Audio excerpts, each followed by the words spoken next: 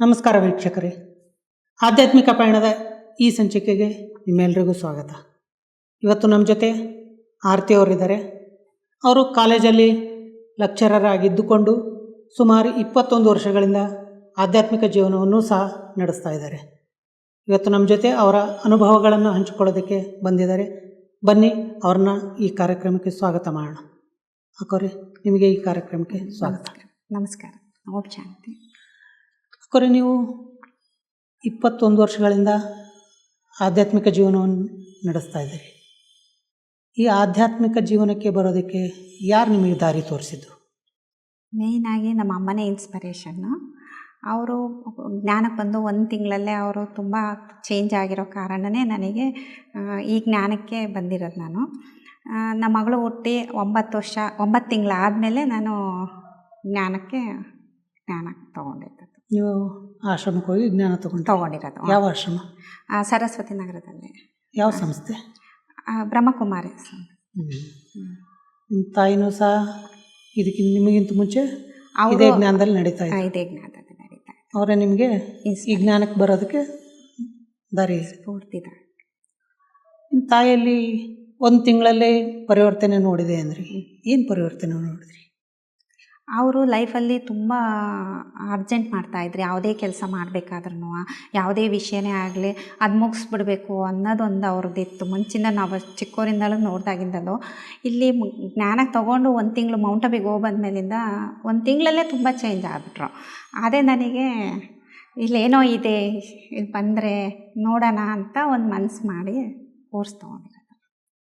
ನೀವು ಸರಸ್ವತಿ ನಗರದಲ್ಲಿ ಈ ಬ್ರಹ್ಮಕುಮಾರಿ ಆಶ್ರಮದಲ್ಲಿ ಜ್ಞಾನ ತಗೊಂಡೆ ಅಂತ ಹೇಳಿದ್ರಿ. ಆ ಜ್ಞಾನದಲ್ಲಿ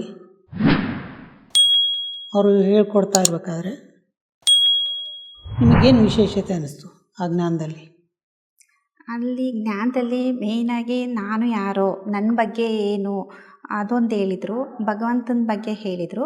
ಮತ್ತು ಈ ಸೃಷ್ಟಿ ಹೇಗೆ ರಚನೆ ಆಗುತ್ತೆ, ಇದು ಹೇಗೆ ನಡೆಯುತ್ತೆ, ಇದರ ಬಗ್ಗೆ ಹೇಳಿದರು. ಈ 3 ಕ್ವಶನ್ನು ನನಗೆ ಚಿಕ್ಕವಳಿದ್ದಾಗಲೇ ಸ್ಕೂಲಲ್ಲಿದ್ದಾಗಲೇ ನನಗೆ ಇತ್ತು. ಈ ಥರ ನಾನು ಯಾಕೆ ಈ ಪ್ರಪಂಚಕ್ಕೆ ಬಂದಿದ್ದೀನಿ, ಈ ಪ್ರಪಂಚ ಹೆಂಗಾಗುತ್ತೆ, ಯಾವ ಥರ ಹೋಗುತ್ತೆ, ಈ ಥರ ಎಲ್ಲ ಕ್ವಶನ್ನಿಗೆ ಆನ್ಸರು ನನಗೆ ಕೋರ್ಸ್ ತೊಗೊಂಡೋಗ್ಬೇಕಾದ್ರೆ ಕ್ಲಿಯರಾಗಿ ಗೊತ್ತಾಯಿತು.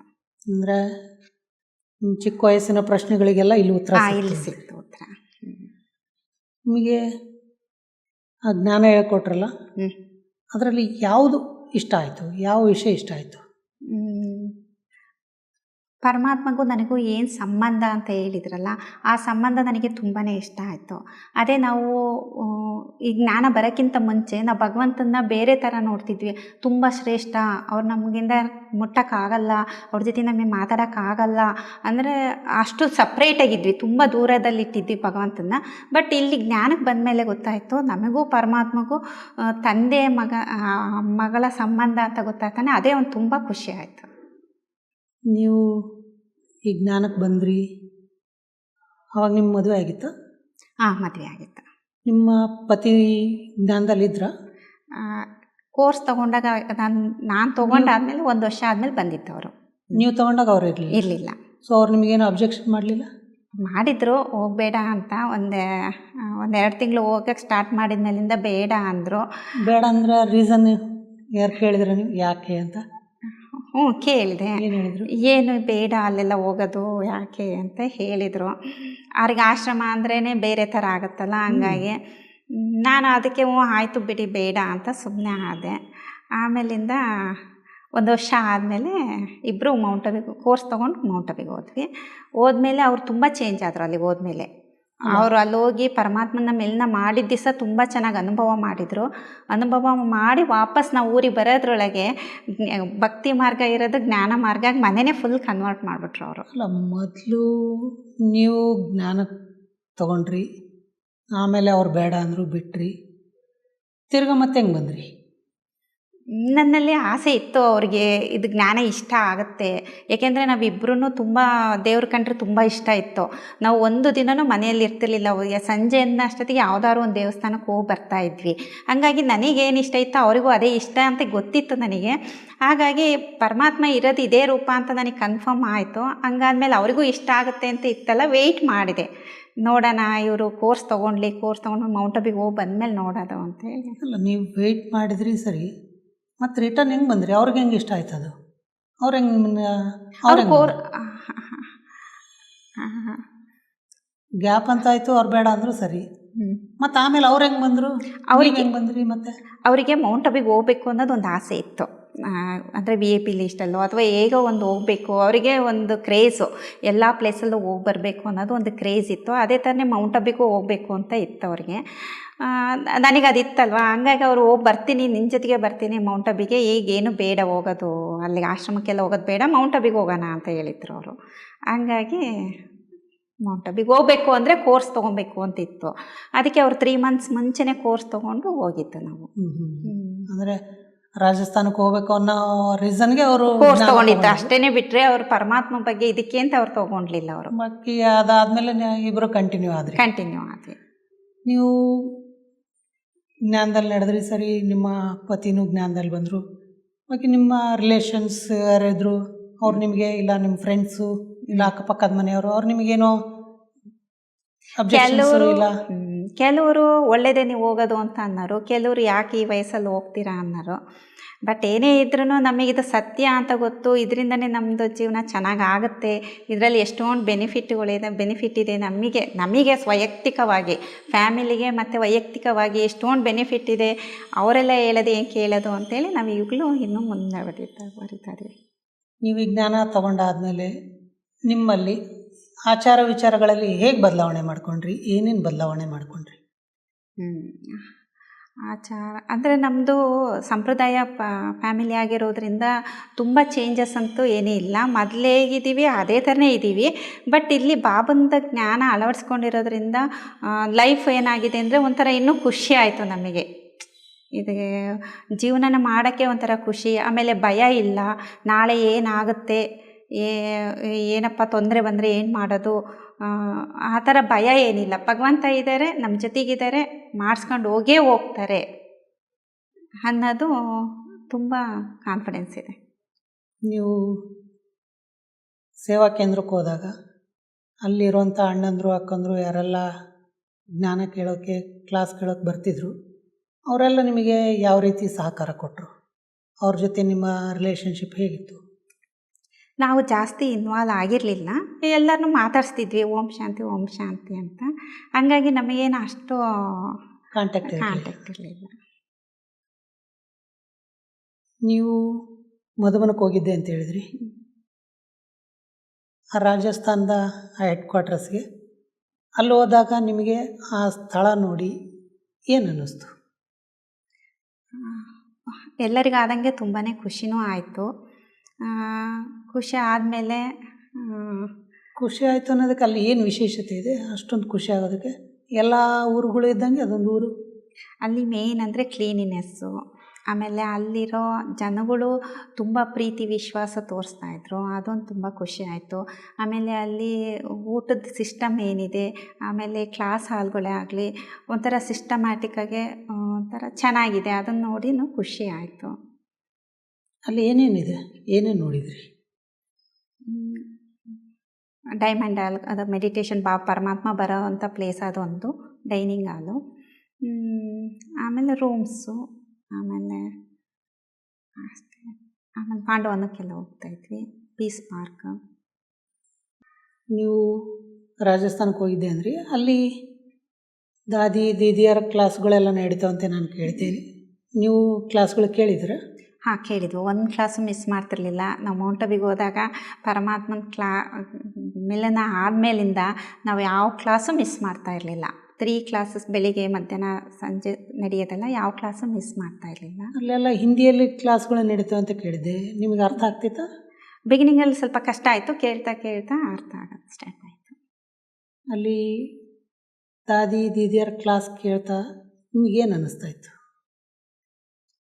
ಅದರ ಇನ್ಸ್ಪಿರೇಷನ್ ನಮಗೆ ಬಾಬನ ಜ್ಞಾನ ಅಷ್ಟು ಬೇಗ ಅರ್ಥ ಆಗಲಿಲ್ಲ ಅಂದ್ರೂ ದಾದಿಯರ ಕ್ಲಾಸ್ ಇತ್ತಲ್ಲ, ಅದು ನಮಗೆ ತುಂಬ ಬೇಗ ಡೈರೆಕ್ಟಾಗಿ ಹೋಗ್ತಾ ಇತ್ತು. ಅಲ್ಲಿ ಬಂದ ತಕ್ಷಣ ಇದು ಮಾಡಬೇಕು, ದಾದಿಯವ್ರು ಹೇಳಿದ್ರೇ ಸಾಕು, ಬಾಬಾ ಹೇಳಿದ್ದು ಇದು ಮಾಡಬೇಕು ಅಂತ ಅಂದ್ಕೊಂಡು ನೋಟ್ ಮಾಡ್ಕೊತಿದ್ವಿ ಅವಾಗೆಲ್ಲನ.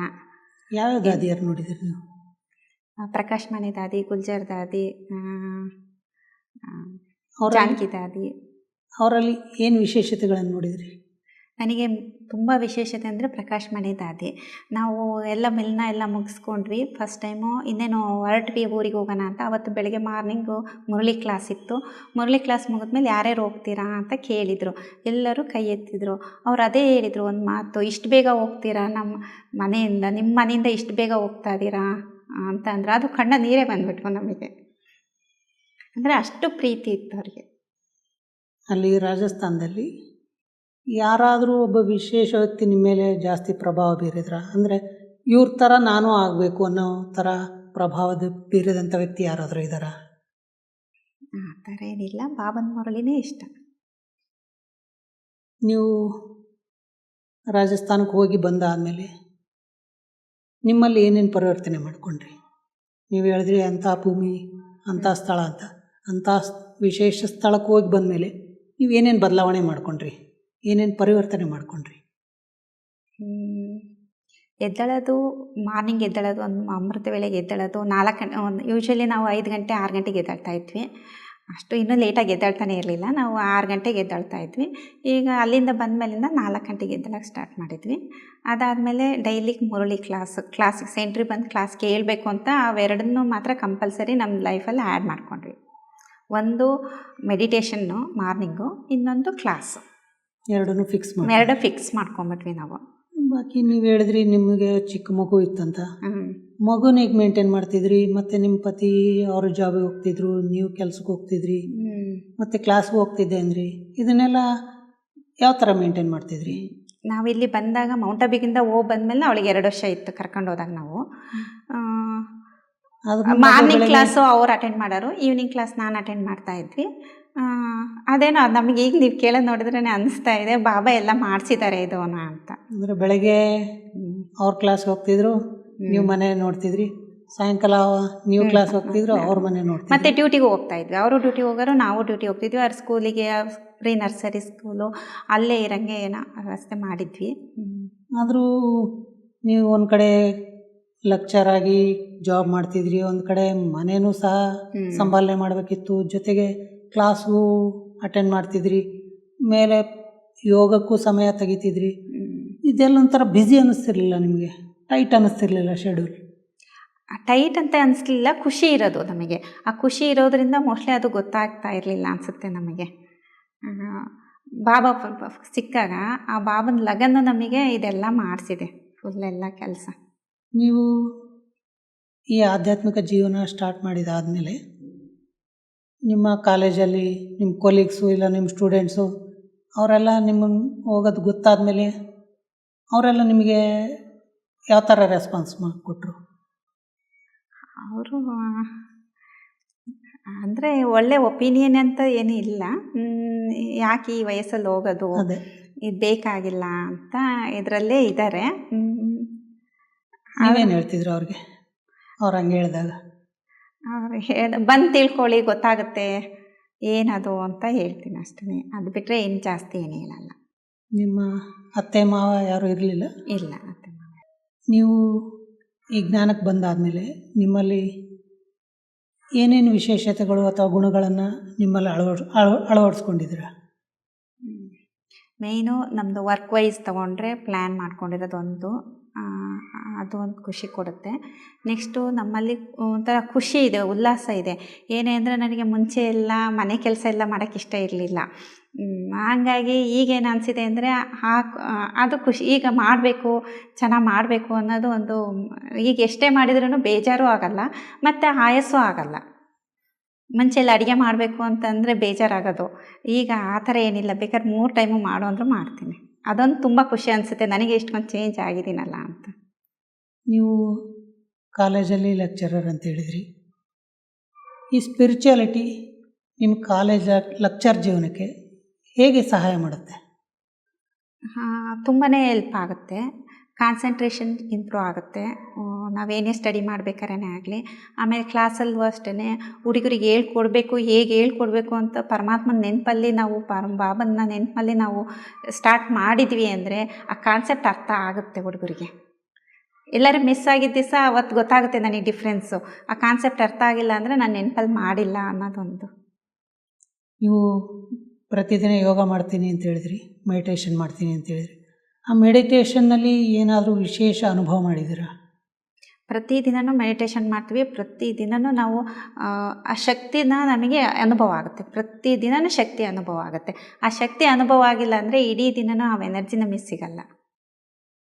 ನೀವು ಜ್ಞಾನಕ್ಕೆ ಬರೋಕ್ಕಿಂತ ಮುಂಚಿನ ನಿಮ್ಮ ಜೀವನ ಮತ್ತು ಜ್ಞಾನಕ್ಕೆ ಬಂದು 21 ವರ್ಷಗಳ ನಂತರದ ಇವಾಗಿನ ಜೀವನಕ್ಕೆ ಏನು ವ್ಯತ್ಯಾಸ ಅನಿಸುತ್ತೆ?